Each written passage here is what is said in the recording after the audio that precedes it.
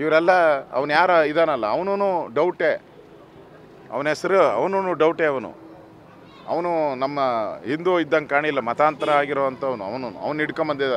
ಅವನದೇನು ಇಲ್ಲ ರೀ ಪಾತ್ರ, ಅವನದೇನು ಇಲ್ಲ. ಇದರಲ್ಲಿ ದುಡ್ಡು ತೊಗೊಂಡಿದ್ದಾನೆ, ಬಂದು ಹೇಳಿದ್ದಾನೆ ಅಷ್ಟೇ. ಇದರಿಂದ ದೊಡ್ಡ ಗ್ಯಾಂಗ್ ಇದೆ, ಖತರ್ನಾಕ್ ಗ್ಯಾಂಗ್ ಇದೆ, ದೊಡ್ಡ ಗ್ಯಾಂಗ್ ಖತರ್ನಾಕ್. ಅದ್ಯಾವುದೋ ಹಿಂದೆ ಹೇಳ್ತಾ ಇದ್ದಲ್ಲ, ಒಬ್ಬ ಮರ್ಡರ್ ಮಾಡ್ತಾ ಇದ್ನಲ್ಲ ಅವನು, ದಂಡುಪಾಳ್ಯ. ದಂಡುಪಾಳ್ಯ ಗ್ಯಾಂಗ್ ಥರ ಇಲ್ಲೂ ಒಂದು ಗ್ಯಾಂಗ್ ಇದೆ. ನಗರ ನಕ್ಸಲರ ದಂಡುಪಾಳ್ಯ ಗ್ಯಾಂಗ್ ಇದು.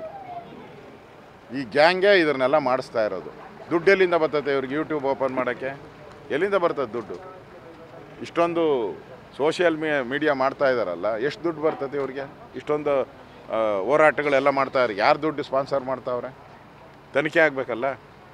ವಿದೇಶದಿಂದನೂ ದುಡ್ಡು ಬಂದಿದೆ ಅಂತ ನಮ್ಮ ನೇರ ಆಪಾದನೆ. ಅದಕ್ಕೆ ಇದನ್ನು NIಗೆ ಒಪ್ಪಿಸಿ ದುಡ್ಡು ಎಲ್ಲಿಂದ ಬಂದಿದೆ ತನಿಖೆ ಆಗಲಿ. ಯಾಕೆ ಮಾಡಿದ್ರು? ಧರ್ಮಸ್ಥಳ ಆದಮೇಲೆ ನೆಕ್ಸ್ಟ್ ಯಾವುದು?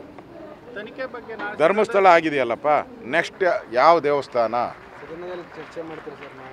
100% ಈ ಸರ್ಕಾರ ಇದರಿಂದ ಇದೆ ಅನ್ನೋದು ಈಗಾಗಲೇ ಪ್ರೂವ್ ಆಗಿದೆ.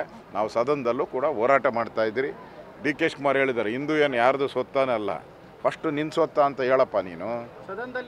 ನೀವು ಹಿಂದೂ ಹೇಳು ಮೊದಲು.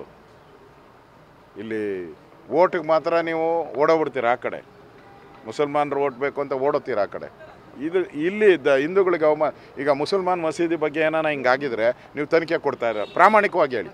ನಾನು ಮುಖ್ಯಮಂತ್ರಿನ ಕೇಳ್ತಾ ಇದ್ದೀನಿ, ಮುಸ್ಲಿಮರದು ಈ ಥರದ್ದು ಏನಾದರೂ ಆಗಿದ್ದರೆ, ಮಸೀದಿಗಳಲ್ಲಿ ಹೆಣ ಉಣಿ ಇದ್ದು ಏನಾದರೂ ಆಗಿದೆ, ನೀವು ತನಿಖೆ ಕೊಡ್ತಾ ಇದ್ದೀರಾ? ಎದೆ ಮುಟ್ಕೊಂಡು ಹೇಳಿ. ಕೊಡ್ತಾ ಇರಲ್ಲ. 100,000% ಕೊಡ್ತಾರೆ. ಹಿಂದೂ ಆದರೆ ಬೇಕಾಬಿಟ್ಟಿ ಅಂತ ಕೊಡ್ತೀರ. ಇದು ಹಿಂದೂ ವಿರೋಧಿ ಸರ್ಕಾರ.